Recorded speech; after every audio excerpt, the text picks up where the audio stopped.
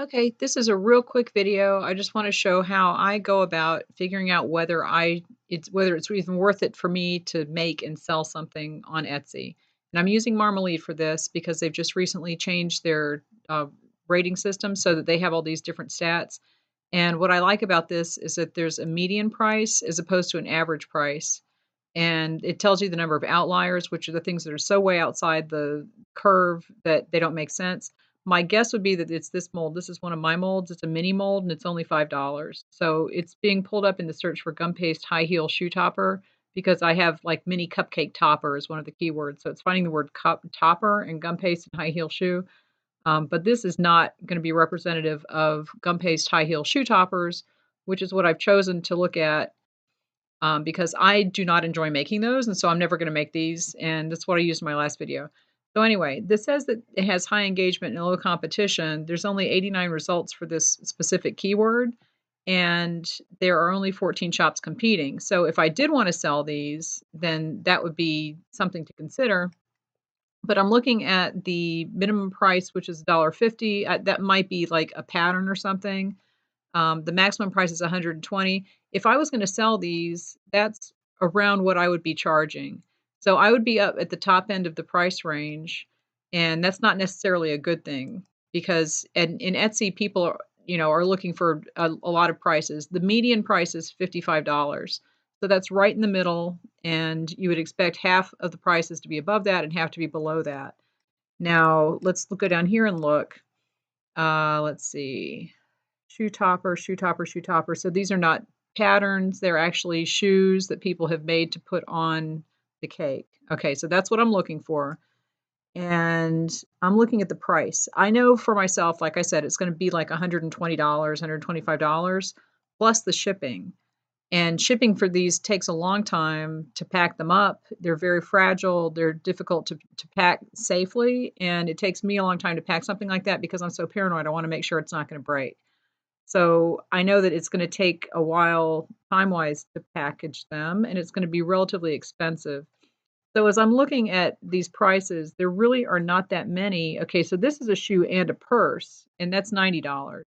Most of the shoes by themselves are falling right around 55. It looks like the same person is making a lot of these because 'cause they're 54.99. Let's see. This is a kit and a DVD, so that shouldn't even really be part of my consideration. That's a mold for something else.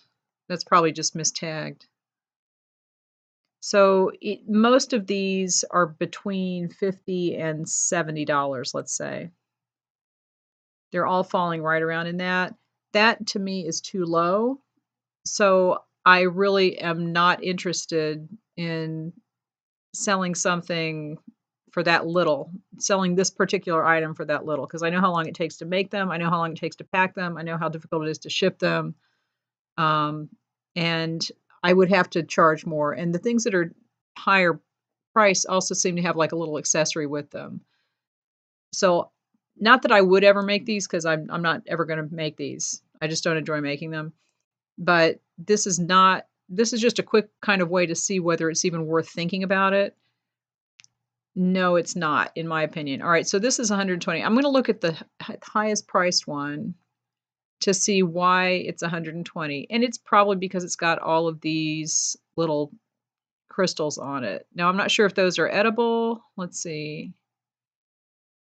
Beads are not edible. Okay, so these are not edible beads. They're just like rhinestones or something. They're glued onto the cake. No, I don't have time to do that.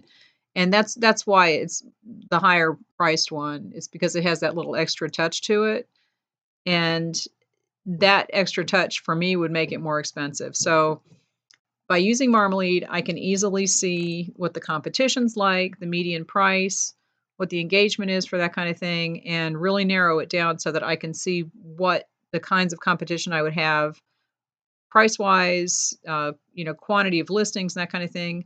To me, for this median price, it's not worth listing these. I wouldn't list it. I would have to be up here, and the only one that's up here has that little extra rhinestones glued all over it, which is not something I'm interested in doing. So I will pass on this product.